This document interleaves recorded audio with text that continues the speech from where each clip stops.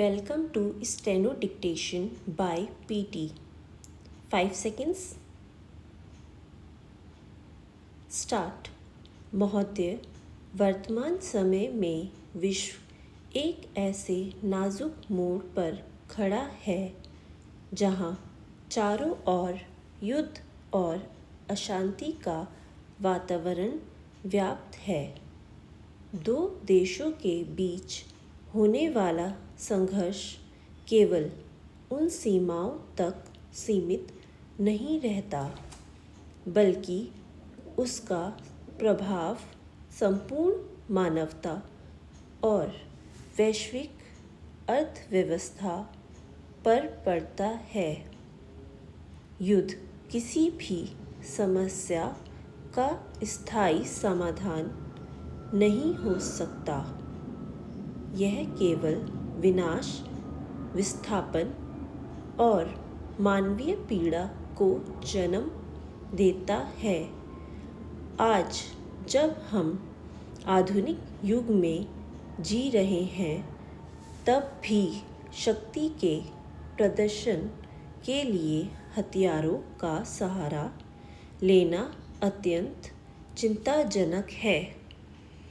अंतर्राष्ट्रीय समुदाय और संयुक्त राष्ट्र जैसी संस्थाओं की यह जिम्मेदारी है कि वे मध्यस्थता कर इन संघर्षों को रोकें और शांतिपूर्ण सह-अस्तित्व की भावना को बढ़ावा दें। अध्यक्ष जी, युद्ध के आर्थिक परिणाम अत्यंत विनाशकारी होते हैं। जब भी विश्व के किसी कोने में संघर्ष भड़कता है, तो वैश्विक आपूर्ति श्रृंखला बाधित हो जाती है। कच्चे तेल की बढ़ती कीमतें, खाद्यान्न संकट और मुद्रास्फीति इसके प्रत्यक्ष उदाहरण हैं। गरीब और विकासशील देश इन परिस्थितियों की सबसे बड़ी मार झेलते हैं। भारत ने सदैव वसुधैव कुटुंबकम के सिद्धांत का पालन किया है और दुनिया को यह संदेश दिया है कि यह युग युद्ध का नहीं है। संवाद और कूटनीति ही वे साधन हैं जिनके माध्यम से बड़ी समस्याओं का समाधान निकाला जा सकता है। हमें रक्षा बजट के बजाय शिक्षा और स्वास्थ्य पर निवेश करने की आवश्यकता है। महोदय, हथियारों की होड़ ने दुनिया को एक बार फिर शीत युद्ध जैसी स्थिति में धकेल दिया है। परमाणु हथियारों का बढ़ता ज़ख़ीरा पूरी पृथ्वी के अस्तित्व के लिए खतरा बन चुका है। इतिहास गवाह है कि युद्ध में जीत किसी भी पक्ष की हो, हार हमेशा मानवता की ही होती है। लाखों लोग अपने घरों से बेघर हो जाते हैं और आने वाली पीढ़ियां उस विनाश का दंश झेलती है। अंतर्राष्ट्रीय कानून का उल्लंघन और मानव अधिकारों का हनन आज एक आम बात हो गई है। शक्तिशाली देशों को अपनी विस्तारवादी नीतियों का त्याग कर एक सुरक्षित और न्यायपूर्ण विश्व के निर्माण में सहयोग करना चाहिए, जहां हर देश की संप्रभुता का सम्मान हो। आदरणीय सभापति महोदय, शांति केवल युद्ध की अनुपस्थिति नहीं है, बल्कि यह न्याय और समानता की उपस्थिति है। जब तक दुनिया में संसाधनों का असमान वितरण रहेगा और एक राष्ट्र दूसरे के शोषण का प्रयास करेगा, तब तक शांति की स्थापना संभव नहीं है। आज जलवायु परिवर्तन और महामारियों जैसी साझा चुनौतियों से निपटने के लिए वैश्विक एकता की आवश्यकता है, न कि आपस में लड़ने की।